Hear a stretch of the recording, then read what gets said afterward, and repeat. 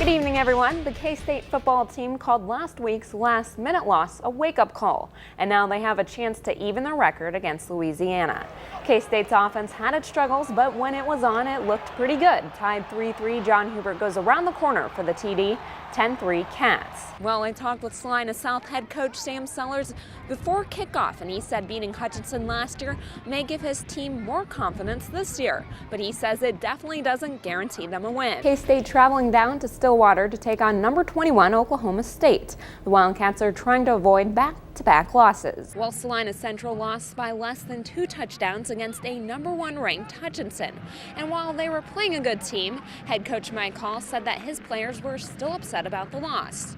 Well, they had a chance to redeem themselves tonight against Newton. You can see Coach Jaden Adams standing on the sidelines at every practice and every game. Ever since I've been around football, it's something that gets me excited like nothing else does. He's part of a Beloit football team that's tearing through the competition, with a senior class that has been playing together since they were little and are no longer just a team, but brothers, I could say. I know we've been through everything together. We know a lot about each other. We hang out together. We trust each other on the field, if you can put it that way. Just 2 years ago, Coach Adams was number 30, sophomore star running back, averaging 200 yards a game until he collapsed shortly before halftime. It was an experience that I'd never been through in life. Naturally, very scared. He was taken to the hospital with a traumatic brain injury and was in a coma for about a week. We always knew he'd come back to us. Yes, I never doubted that. He did come back, but number 30 did not. When I started to realize I couldn't ever play football anymore, it's probably, well, for sure the toughest thing ever in my life. He wasn't ready to give up. He really seems as if he's been coaching longer than he actually has. My dad had drilled into me the win each day and make every day a great day. And now his impact is still felt in the stadium on Friday nights and every day at practice. He started it with us. It'd be wrong to have him not finish it with us too. It would not be the same for me if I could not be able to be with the team. I mean, it's just something I love to do. The floods are gone, but the damage is still all around Lindsborg. Now the town is cleaning up, and that takes a little teamwork. It hurts, but then the aftermath is really where you see what kind of town you're made of, what everybody comes together. It's really where you see your strengths, is through the hard times.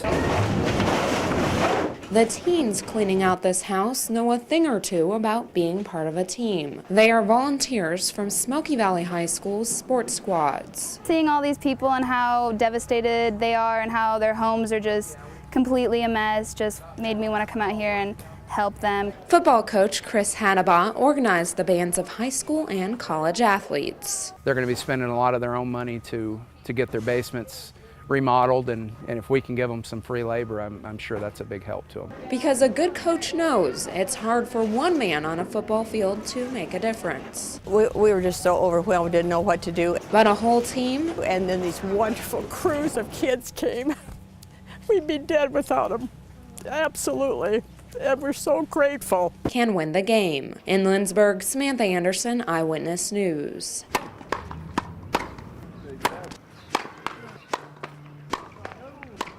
Salina Central has a long history of tennis success, and this year is no different. Very high standards for us this year. We've got our goals set up high. The kids want to take that crown back. The Mustangs sent 6 kids to state this week. 5 of them made the trip last year. I mean, it definitely gives us a little bit more confidence just because we've been there already, so we kind of know how the tournament will play out. We all know what the feel is there, how serious it is, and I think that'll help us out in the end.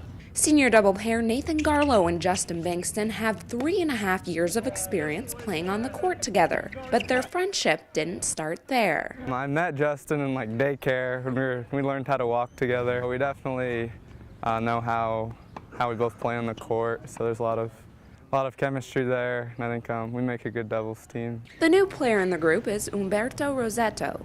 Not only is he new to state, he's relatively new to the country. He's a foreign exchange student from Italy. You're high school in Italy, you don't have sports in high school, so it's pretty cool. You're proud of your school. Rosetto, Garlow, and Bankston will be gone next year, and the ball will be in the underclassmen's court.